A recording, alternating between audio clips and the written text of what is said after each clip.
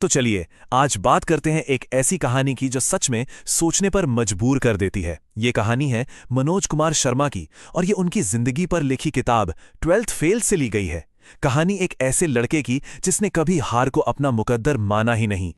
और इस पूरी कहानी का जो सार है ना, वो किताब के कवर पे लिखी बस एक लाइन में छिपा है। हारा वही जो लड़ा नहीं। ये सिर्फ कहने की बात नहीं है, ये शब्द मनोज के पूरे सफर की, कह सकते हैं, आत्मा है। और ये सफर शुरू होता है एक बहुत ही निराशाजनक मोड़ से। ये जो लाइन आप देख रहे हैं, ये कोई फिल्मी डायलॉग नहीं है। ये असल में मनोज ने अपनी 12वीं की एग्जाम की आंसर शीट में एग्जामिनर के लिए लिखा था। एक असली अपील। सोचिए, जब ज्ञान और तैयारी दोनों ही साथ छोड़ दे तो बचती है तो सिर्फ दया की उम्मीद। तो सवाल यह है कि आखिर वो इस हाल तक पहुंचे कैसे। चलिए देखते हैं। तो कहानी का पहला चैप्टर और मनोज की जिंदगी का वो टर्निंग पॉइंट जिसने सब कुछ बदल कर रख दिया, उनकी 12वीं की परीक्षा। और ये सिर्फ एक एग्जाम नहीं था, ये उस पूरे सड़े हुए सिस्टम का आईना था जिसमें वो पले बढ़े थे। जरा उस एग्जाम हॉल का माहौल सोचिए। किसी त्योहार जैसा माहौल था बिल्कुल। मनोज और बाकी सारे स्टूडेंट्स आराम से बैठे थे, बेफिक्र। अरे, सवाल देखने तक की जरूरत नहीं समझी किसी ने। क्यों? क्योंकि सबको पता था, सबको यकीन था कि थोड़ी ही देर में टीचर खुद ब्लैक बोर्ड पर सारे जवाब लिखवा देंगे। मतलब ये एक ऐसा सिस्टम था जहां पास होना तो गारंटी था। लेकिन उस दिन कुछ ऐसा हुआ जो सालों से नहीं हुआ था। वो पुरानी परंपरा टूट गई।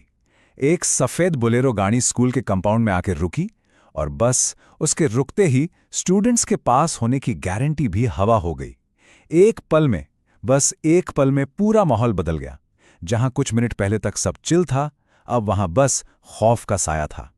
और ये दमदार आवाज थी एक युवा और बेहद ईमानदार अफसर की, एसडीएम राघवेंद्र सिंह। उनका इस तरह अचानक आ जाना उस पूरे करप्ट सिस्टम पर एक जोरदार तमाचे जैसा था। एक ऐसा सिस्टम जिस पर मनोज और उसके जैसे न जाने कितने ही स्टूडेंट्स पूरी तरह डिपेंडेंट थे। उनकी मौजूदगी ने सिर्फ नकल ही नहीं रोकी, बल्कि कई सपनों को भी एक झटके में चकनाचूर कर दिया। तो नतीजा वही हुआ जिसका डर था। उस रेड के बाद बिना नकल के सहारे मनोज फेल हो गया। और यह सिर्फ एक मार्कशीट पर लिखा हुआ रिजल्ट नहीं था। नहीं, ये एक ऐसा दाग था जो हमेशा हमेशा के लिए उनके नाम के साथ जुड़ गया। 12th fail. तो पढ़ाई में तो नाकामी हाथ लगी। इसके बाद मनोज और उनके परिवार ने एक नया रास्ता निकालने की सोची। फैसला हुआ कि अब अपनी मेहनत से किस्मत बदली जाएगी। लेकिन उन्हें क्या पता था कि ये जो सिस्टम है, ये उनके लिए एक और क्रूर मजाक तैयार करके बैठा था। तो हुआ ये कि परिवार ने अपनी सारी जमा पूंजी, सारी उम्मीदें, सब कुछ एक पुराने सेकेंड हैंड टेम्पो में लगा दिया। और कुछ हफ्तों तक तो सब ठीक ठाक चला भी। रोज की 200-250 रुपए की कमाई हो रही थी। घर में एक उम्मीद जगने लगी थी। लेकिन कहते हैं ना, शायद किस्मत को ये छोटी सी खुशी भी मंजूर नहीं थी। ये ताना था सामने वाले बस कंडक्टर का। और ये सुनते ही मनोज और उनके भाई को पूरा खेल समझ में आ गया कि उनका टेम्पो यूं ही नहीं पकड़ा गया है। ये तो बस ऑपरेटर्स की एक सोची समझी साजिश थी। और हां, इसमें लोकल पुलिस भी मिली हुई थी। उन्हें जानबूझकर एक झूठे एक्सीडेंट के केस में फंसा दिया गया था। अब सोचिए, जब हर तरफ से दरवाजे बंद हो जाएं, तो इंसान क्या करे? निराश, हताश मनोज ने मदद के लिए उसी अफसर के पास जाने का फैसला किया जिसकी वजह से वो 12वीं में फेल हुए थे। और यही वो कदम था जो उनकी जिंदगी की दिशा हमेशा के लिए बदलने वाला था। और यही सवाल उस वक्त मनोज और उनके भाई के दिमाग में घूम रहा होगा कि जब रक्षक ही भक्षक बन जाए तो इंसाफ कौन करेगा? पुलिस, जिसका काम रक्षा करना है, वही उन्हें लूट रही थी।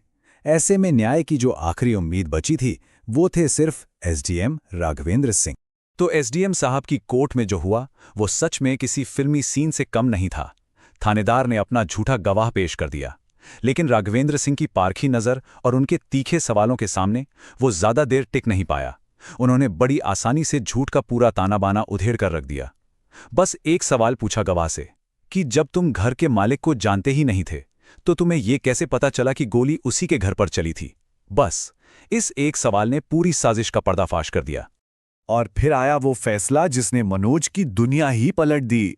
एसडीएम साहब ने न सिर्फ केस को खारिज किया, बल्कि उस थानेदार के खिलाफ झूठा केस बनाने के लिए डिपार्टमेंटल इंक्वायरी का भी ऑर्डर दे दिया। उस दिन मनोज ने अपनी आंखों से देखा था कि एक ईमानदार अफसर की असली ताकत क्या होती है। उस दिन कोर्ट में जो कुछ भी हुआ उसका मनोज पर बहुत गहरा असर पड़ा। एकदम से मन से पुलिस का डर, सिस्टम को लेकर जो निराशा थी, सब गायब हो गई और उसकी जगह एक नए सपने ने ले ली। एक ऐसा सपना जो शायद नामुमकिन सा लगता था। फिर हिम्मत जुटाकर मनोज ने एसडीएम राघवेंद्र सिंह से कहा, सर, मैं आप जैसा बनना चाहता हूं। यह सिर्फ एक इच्छा नहीं थी, ये एक 12th फेल लड़के का दुनिया के सामने एक तरह का ऐलान था। वो भी उसी ताकत, उसी सम्मान और उसी ईमानदारी को पाना चाहता था जो उसने उस दिन अपनी आंखों से देखी थी। लेकिन जैसे ही उन्होंने ये सपना अपने दोस्त विष्णु को बताया, उन्हें हकीकत का एक कड़वा घूंट पीना पड़ा। विष्णु की बातें शायद अपनी जगह सही थीं, लेकिन उनमें एक ताना भी था। उसने सीधे सीधे मनोज को उनकी औकात याद दिला दी। तो जहां एक दोस्त ने सपने को कुचलने की कोशिश की, वहीं दूसरे दोस्त राकेश ने एक बहुत ही सिंपल लेकिन गहरी बात समझाई। उसने अपनी भैंस का एग्जाम्पल दिया और कहा कि देखो, ये भैंस भी लगातार प्रैक्टिस से इस खूंटे पर बंधा रहना सीख गई। जब एक जानवर सीख सकता है तो इंसान क्यों नहीं? और बस यही बात मनोज के दिल में उतर गई। और यही सवाल मनोज के सफर का मूल मंत्र बन गया। उनकी कहानी हमें ये सोचने पे मजबूर कर देती है कि असली हार क्या है, किसी एग्जाम में फेल हो जाना या सपने देखने की हिम्मत ही ना कर पाना? क्योंकि आखिर में बात तो वही है, हारा वही जो लड़ा नहीं।